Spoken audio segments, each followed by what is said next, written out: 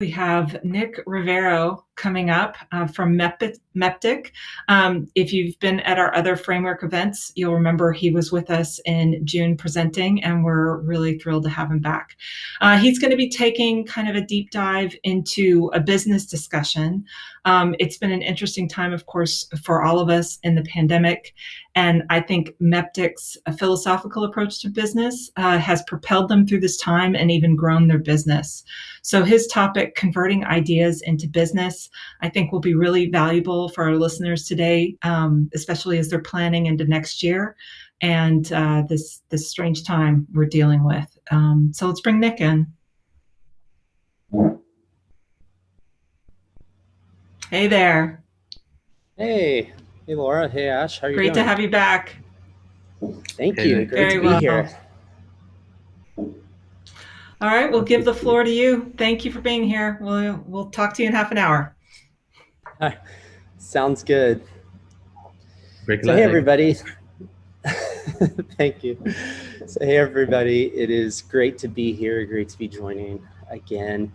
And today, as Laura said, I want to cover something that's, really a kind of almost an unspoken thing to everything we get to do is, as we as freelancers, as studios, as businesses, we're always focusing on our work side, on, what our work looks like, on who it's going to, those kind of things. And what I want to talk about is a little bit of the business side, which is a lot of the seat and the hat that I wear in the MEPTIK team is connecting ourselves to clients. And I want to process a little bit under the hood of how do we get these ideas from point A to point B and across the finish line. And so as Laura said, the idea here is how do we convert ideas into business? And my sub-caption is how do we go from something that's never been done before, which is so much of the world we live in, to the idea of paid. It's behind us, it's completely done. And so today I'm going to talk a little bit about this structure of pipeline, which is the concept, the idea, ideating our project, and the fundamental thing that we all want is to get paid at the end of it. So what I want to share is the thoughts on our pipeline. And really what I'm summarizing that to be is I'm kind of sharing things that I wished I had known 5+ years ago when we started the studio. And that's really kind of how I thought of this is what would I have told myself when we started? And what do I wished I'd known? Because I really sit around a lot of times going, gosh, I wished I'd read that book. I wished I'd seen that thing. I wished I'd thought about that before. And so that's really a little bit of the vantage point I'm going to share a few of these things from today with all of you. So before I start, let's talk about how do we get here in the first place. And for those that don't know our body of work at MEPTIK, what we originally started at was large-scale projection mapping. And that comes from Sarah Linebaugh, our founder, and her background is an MFA in motion design in interactive media. And then she worked professionally in projection mapping many years before the studio. And so when we started, we fundamentally got off the ground with the idea of large-scale building projection. I've personally always found it just so fun and so fascinating because you get to tell the story of architecture of a building that has history. The building in this picture is actually 225 years old. So to get to bring that to life is just such an interesting thing. But along the way, we were taken in so many different directions, and our focus now has become so many different things, but one of those key focuses is the idea of real-time motion design. That has been a paramount pillar of our studio since day one. But our two halves of the company really reside between completely creative, which is Sarah's side of the company, and my background comes a lot in the technical side. And so I tell you this because I started in the trenches. This is me many moons ago in college. I have a degree in multi-camera sports television. So I originally learned how to do multi-camera directing, and I went on to do that for many years. But then I really found a passion for system engineering. So I spent a lot of years on the road on this tour, the Taylor Swift Red Tour, and I got to spend a lot of time in the trenches of how you actually make things work. And that really fascinated me, is getting to actually put things together, wire things, system design, pixel maps, all of these different things were so fascinating to me just in regards to how it works. But obviously now I'm in a very different place. I've hardly touched servers in over a year, 2 years. I don't really sit behind equipment anymore. I really am the business driving side of our studio. And so I say that as a little bit of perspective, is that I've worn many of these different hats of being early in my career a full-time video director to a video engineer to now I'm driving the business. And I say that because I think it's a lot of the place that a lot of us come from. Is we come from, we're in the trenches. Some of us aren't. Some of us wear different hats. Some of us have to sell ourselves. Some of us have to sell companies. And so I give a little perspective, is that I've been through the whole gamut of these things. So to really jump in, I want to share a few points, but before we do, I want to start with some kind of ground level ideas of where I'm going and where MEPTIK thinks. So this kind of first idea is, what do we actually think about as a studio? And this key idea is that we feel at MEPTIK that clients fundamentally want two things at the end of the day: deeper brand loyalty and social platform engagement. So the first one is, if you're working for a brand, if you're working for Nike, let's say, is the goal at the end of the day is to engage people more in the brand. So they're looking for the things you do to bring people to their brand. But not just that, they're actually looking for people to understand their brand better through what you do. They're looking for this engagement. The second thing is what we all sort of know is people want viral fundamentally, but we know that that is not a calculatable thing, but they're looking for social platform engagement. They're looking for ways that people can, again, kind of connect to that first thing, which is deeper brand loyalty. As I said, in this idea is that you can only wear so many hats in a day, and you have to really decide is which hats are worth wearing. And many hats are needed in the things we do. You need creative pillars, you need ideation, you need technical, you need to make it work. You need process, producing, you need people to orchestrate it all. You need the business, i.e. people getting paid, invoices getting sent, estimates going out. But you also need all the sales side, which is connecting to different people and finding the next thing you're gonna do. And when you're a single person, you're starting out, you might wear all of these hats. But the thing you have to understand is, again, you can only wear so many hats in a 24-hour day. And so you have to decide, what are those things I'm going to focus on and what are the things I'm good at? And as you grow, and for those of you that are growing into a studio or into a brand, what you eventually do is you take off those hats and you find people that can help you carry some of those hats. So what you want to do is say, what are the things that I am good at that I can help carry forward? And for some of you, that might be being in the trenches, but for some of those of you, that might be this side, the sales and business. And a fundamental thing to remember is that these things take a lot of time. So we have to know that in everything I just said in these basics, wearing hats, brand engagement, these things they don't just happen overnight, and they take years. And even MEPTIK, in our short 6-year history, we're still in the early stages of a lot of these different things. So let's jump into these key points that I want to share with you. So the first key point is that relationships matter. And we have this fundamental quote that I share with our team all the time, and it says this: everything we do is made up of two things, relationships and trust. And the way I define that is like this: relationships is the idea of knowing people, but trust is knowing people.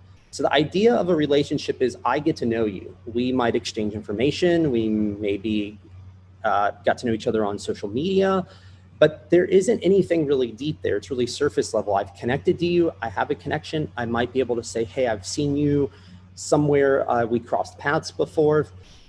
But there's a second layer to that, which is this idea of trust, which is we want people to actually fundamentally trust us.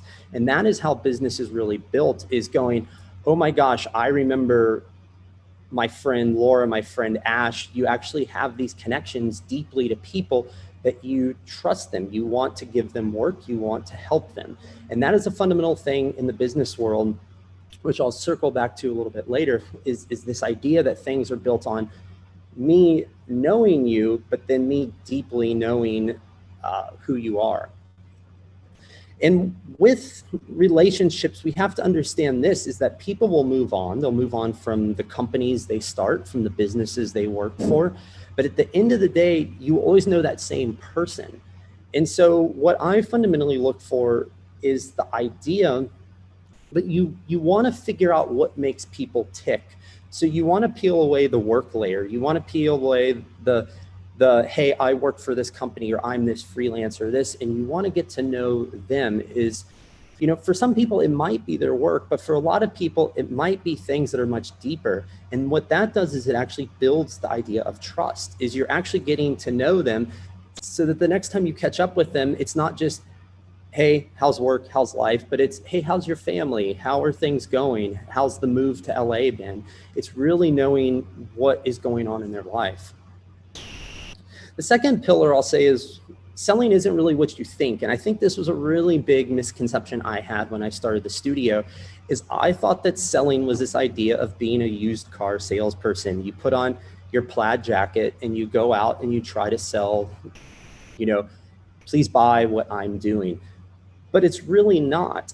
Is it goes back to those two things I just said about relationships and trust. Is that selling is fundamentally getting people to trust you with their brand and with their money. And that's the really big one, is you want people to trust you to do something awesome. And at the end of the day, money is a big hot topic of discussion, especially in COVID times. It's been a real big piece. And so what we have to think about in this is building long-term relationships with people. And those long-term relationships are what I said fundamentally build trust. And one thing we need to keep in mind is that people we know might take many years to develop. And I can personally say that relationships from 10 years ago have benefited the company today. And so you always need to keep that in mind. And I summarize that with this quote that I always tell my team is, don't burn a bridge for the sake of watching a bridge burn. And the follow-up to that is, you will probably walk over that bridge again. The third thing is our objective. And this is a really big one that changed so much of the philosophy of MEPTIK, is we are not the hero, we are the guide. And this comes from an author, a guy named Donald Miller. He has a book called Story Brand. You're welcome to read it. But the idea about that book is that it's the client's job to be the hero, not ours.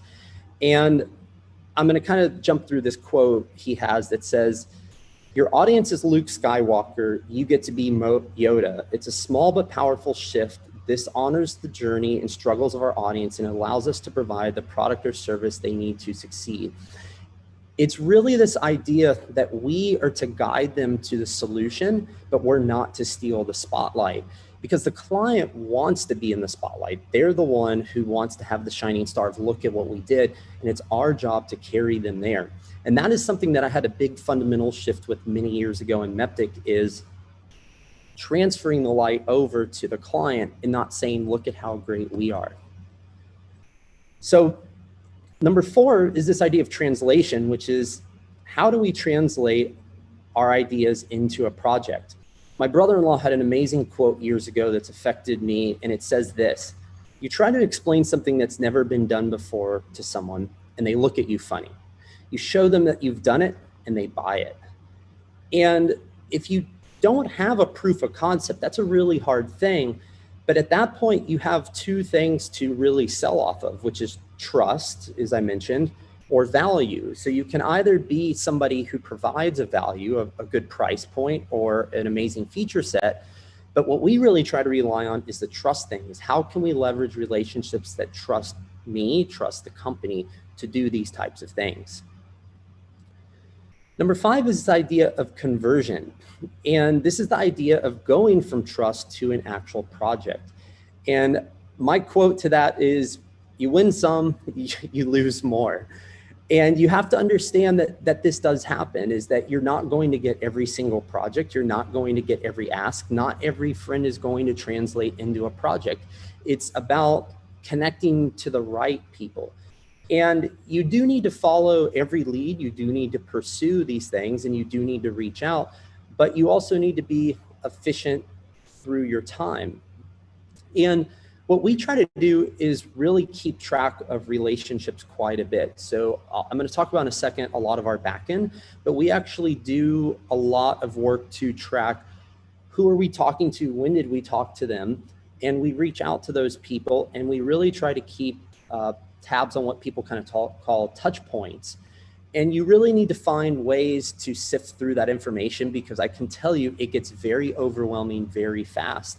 And the way we do that is a little bit of automation to help us understand and know these types of things, and I'll touch on that.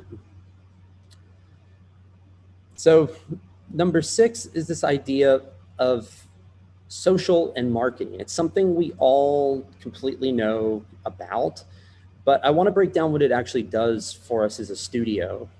Is, social, I think a lot of people have this misconception is that it just brings an onslaught of projects. Is I post all my work and then instantly I translate that into 100 projects.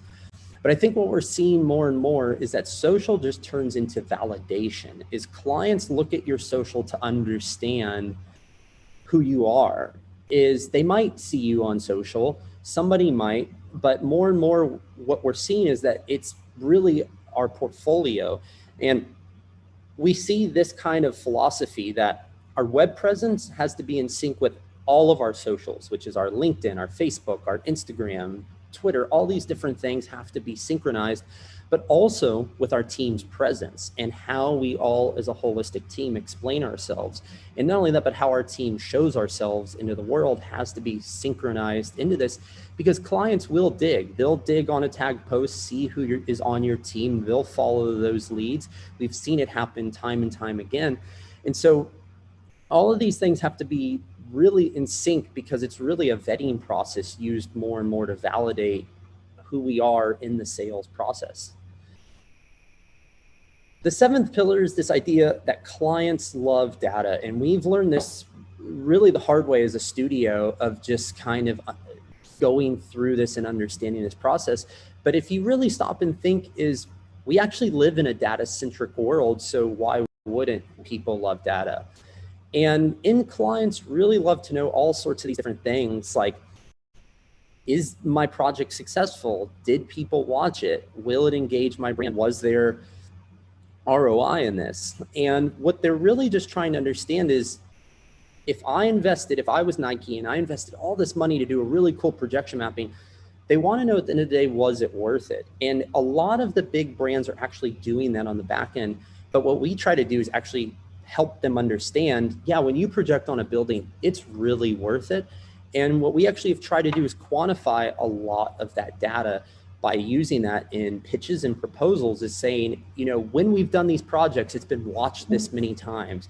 It's been viewed on YouTube 1 million and this times. We were able to generate this. And that is a very hard thing to do, but it does take time.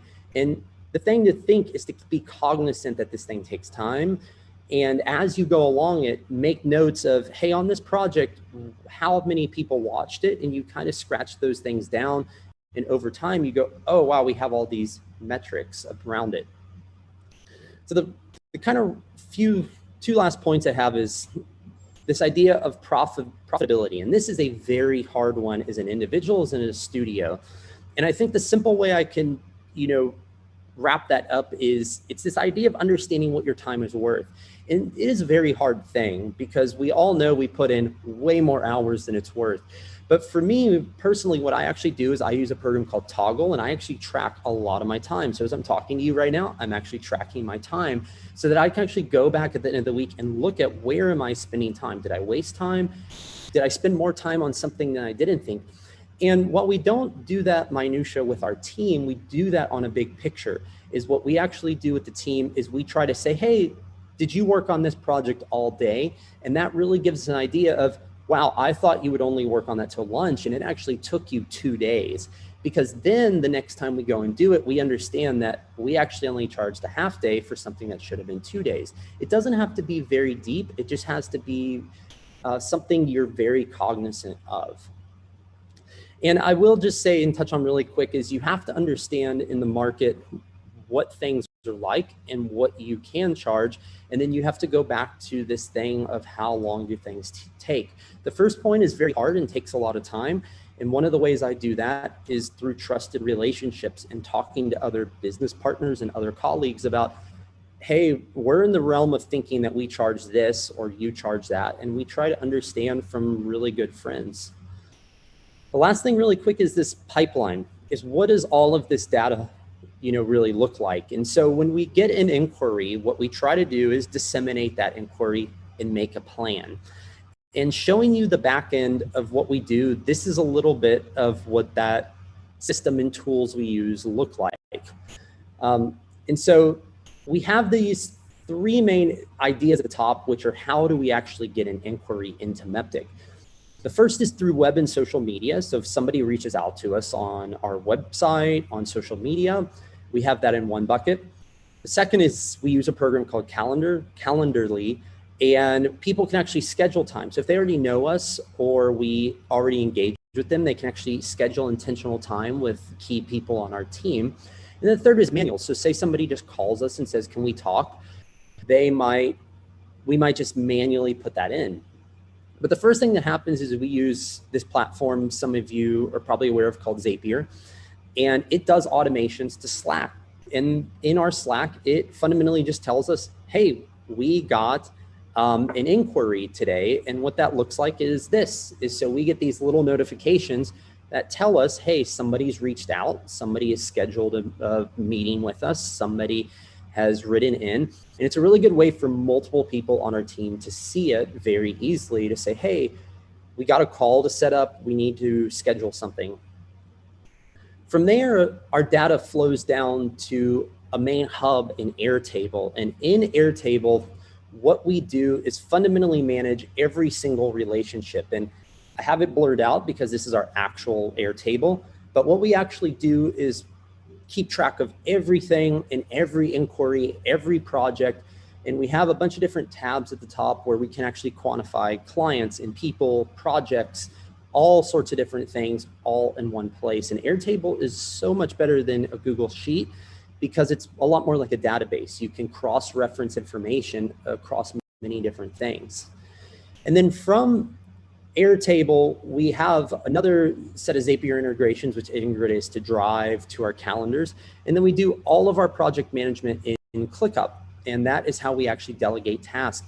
But again, we try to save a lot of time by automating all of these different things together to help us have efficiencies of time. So when we get an inquiry, it's already into our Airtable and it's already a project that we know how to follow.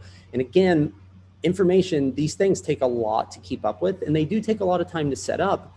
But once it's set up, it saves you infinitely more time on the back end. And that's the one thing I would challenge you to think about is how in your personal process can you save those little bits of time, even if it takes a large initial time investment. So to summarize all of that, I'll say this: keep trying. Don't stop what you're doing. Don't give up on these things. These things are so hard, and I can tell you that personally. We get them wrong at MEPTIK so many times, but the thing is we don't stop trying.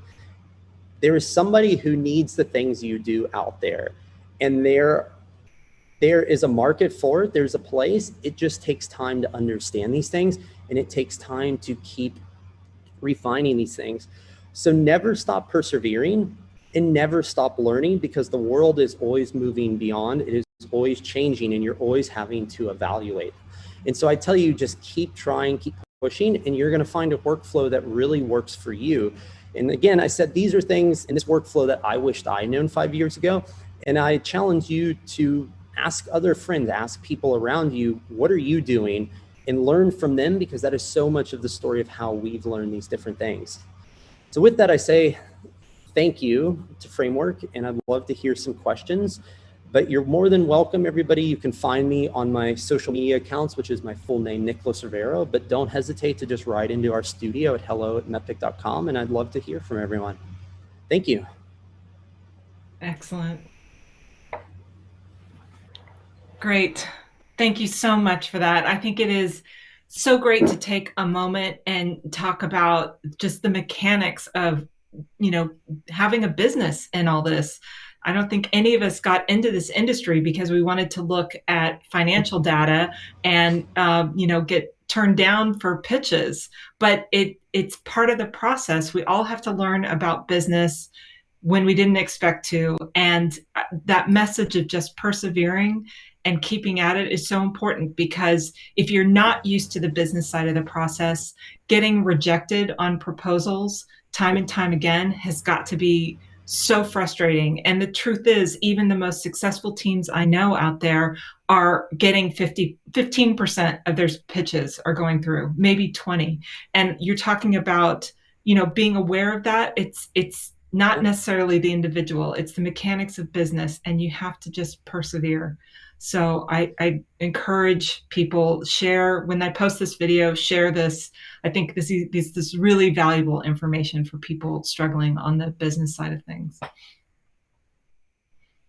Yeah. We do have one question that's come in so far. Yeah, go ahead. Oh, no. I was going to just echo your point quick before the question is, another saying I have all the time is life is very gray, but business is black and white. And so you can't take that rejection personal. And I do. That is a struggle I have personally had in the history of MEPTIK, is I personalize so much of that. But you have to understand that at the end of the day, it comes down to business. It comes down to, can they afford the project? Can they not afford the project? And there's other reasons, but you need to compartmentalize that idea and not let it eat you. So you can know that, but not feel it, which I think it's good for someone in your position to remind people. You are reminding yourself of this all the time. Right. So Gem Design from Texas, what do you look for when hiring artists or technologists? Oh, so that's a good one. Is what do we look for in hiring? Is we have this kind of scale on two sides. And on one side, it's always skills. The fundamental thing is we have to look for, do you have the skill that we're looking for? Is it a real-time designer? Is it social media, marketing, producing, sales? What are those skills? So fundamentally, we look for that. The other end of the spectrum we look for is really the right, I kind of call it team fit, but that's a very ambiguous thing. It's about the right character.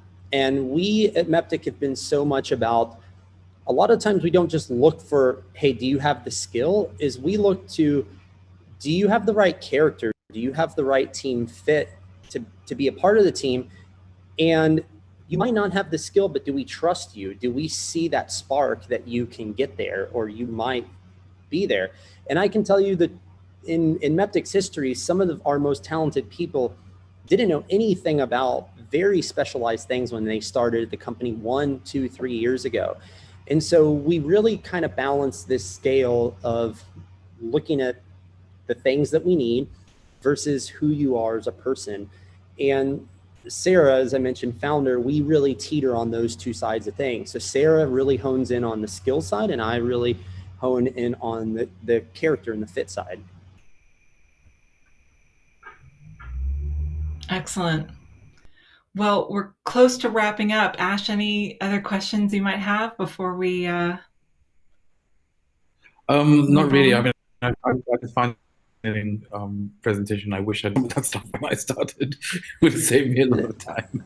Well, to add something kind of the public is, Ash, you and I talked a few weeks ago. We had a good chat, just catching up on life. But, I kind of telling everybody, it's like I was asking you a little bit about like the history of disguise and things. And I just kind of tell everybody, like, you should do that throughout the community, is reach out to people. And I'll say this out loud to you, Ash, is like, I've always looked up to like what Disguise has done is, I mean, growing a team from Ash to this globally known entity.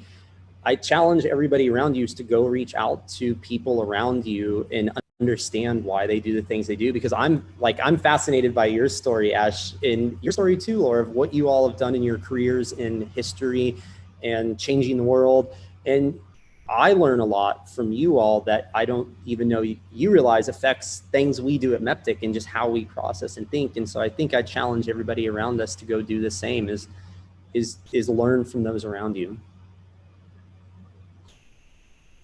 And this is what we're going to do with Framework, is create a platform where we can gather together and have those opportunities to learn from unexpected places or people you wouldn't necessarily reach out to for insight into the work they do. This is where those accidents can happen.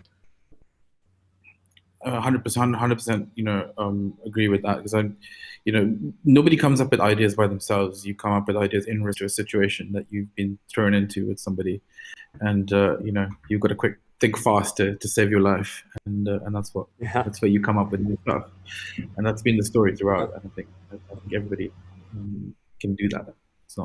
It's not unique to any one person. Well, with that, I'm going to wrap up our sessions for the day and move us into chat time. Nick, thank you so much for being a part of this. It's great to have your insights.